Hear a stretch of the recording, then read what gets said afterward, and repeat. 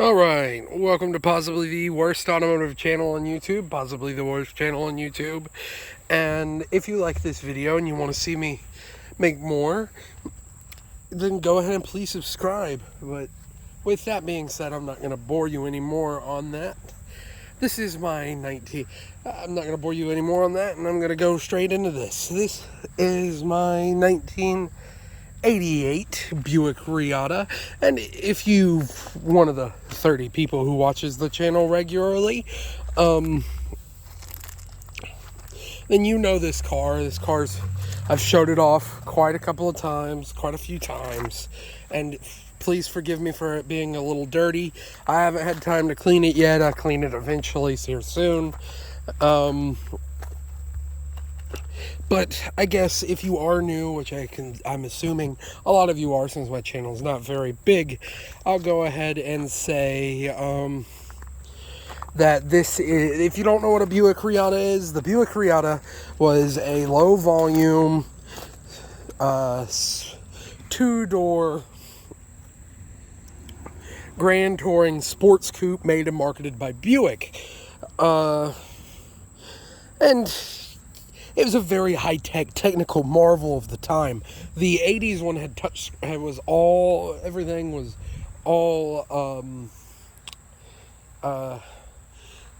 everything was powered, and it actually had a touch screen in it. My touch screen still functions. Most everything still functions on this car, but that's not what this video is about. This video is about, I should also say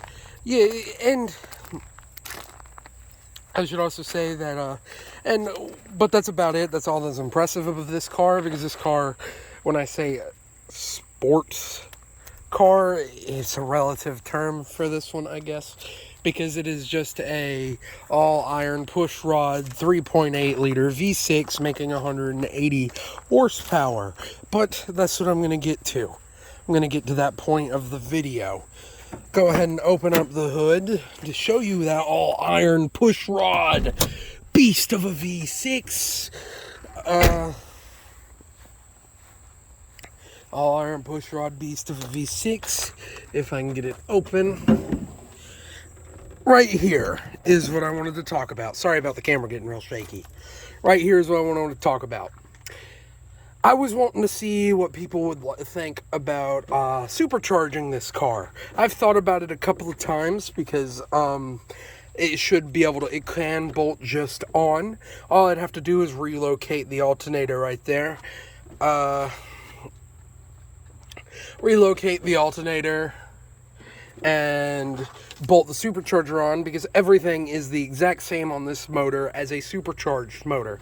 The Reatta never came with one, so I'd have to relocate the alternator, and the supercharger could come off of, I don't know what it'd come off of. The only thing I worry about on this car is the transmission, because the transmission is not bad, but it's not particularly good. It's a 4-speed automatic front-wheel drive transmission with overdrive. But here's the difference. Supercharged cars such as, let's say, for instance, another Buick, a Buick Regal GS or Buick Park Avenue Ultra. We're going to go ahead and close the hood because my struts don't work. GS have the same transmission, but it's a little beefier. It has stronger, bigger gearing in it so that it handles the torque. Because this car,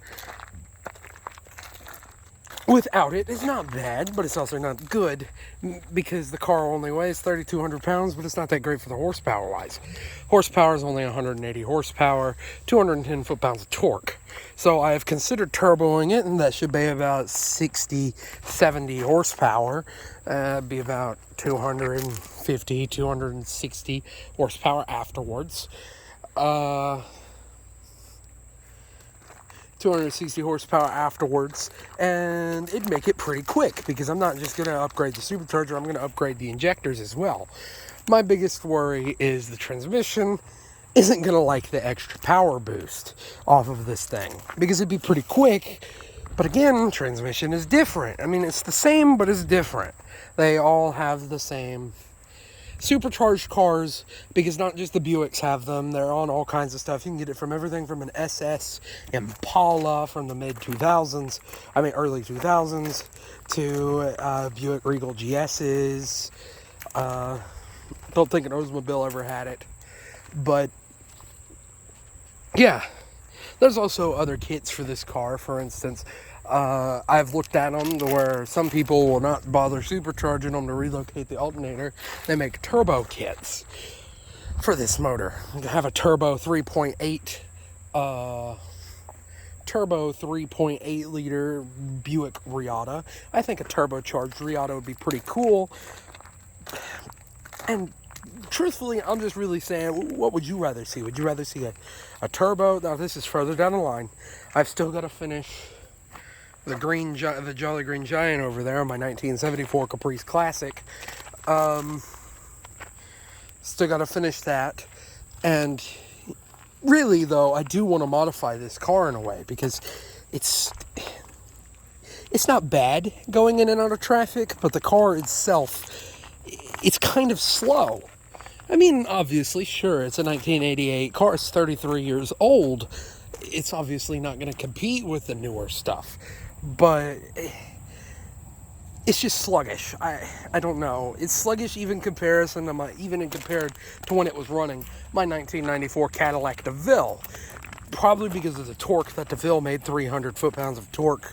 Only 200 horsepower, but the torque that thing was a torque monster. Especially for its size.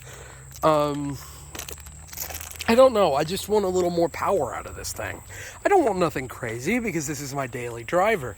But a little more power would be great. So that's why I'm thinking supercharge. Now, I do want to do it for YouTube because I believe people would watch that. I'm sure if you tell me if you would watch that, if you've made it this far into the video. But I don't know. Supercharging would probably be better for like around town and driving. Honestly, I think supercharge would be better for the daily. If I was going to drive this thing as like some tuner turbo, because turbo is going to be more up top, the supercharger is going to be all the time.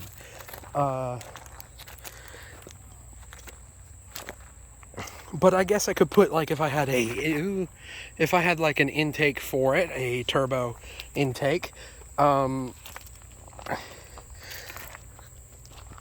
it'd be fun to have the little Reatta make turbo noises. I think that'd be really cool. They both have their advantages, though. Now, again, of course, obviously the major weak point of this is the front-wheel drive.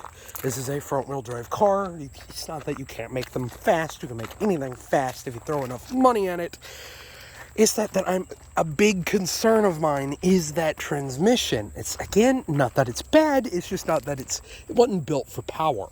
It is built for comfort and smooth shifting. And it's not the best transmission in the world. But again, about all the modifications on the engine, that'd be pretty much it. Because this is my daily, I'm not going to do anything super crazy to it. I'm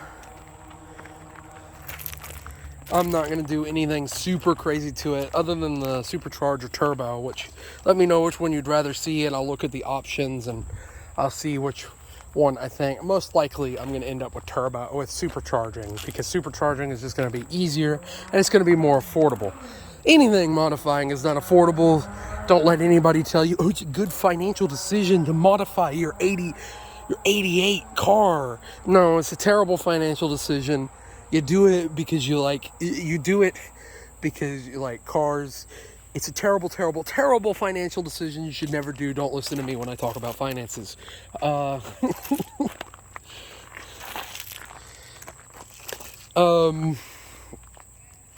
yeah, I do plan on it. If you made it this far into the video, let me know which one you'd rather see. Most likely it's probably going to be supercharged, but if I get enough people telling me turbo, I'll go with turbo, because I want this channel to go somewhere, and entertaining you guys is what's important to make the channel go somewhere. And turbo wouldn't be that bad either. I get turbo noises. But I guess with that being said, I'm going to go ahead and say, if you made it this far into the video and you want to see me make more, and you want to support the channel, the easiest way to do that is by commenting, subscribing, and just spreading the word of the channel, letting people know that, hey, this channel's pretty good. It's a little bit amateur, but I like it. It's good. You should go check it out. And just sharing the channel, letting people know it exists. But with that, I'm going to go ahead and say thank you for watching, and sorry for the video being a little shaky. Have a good one.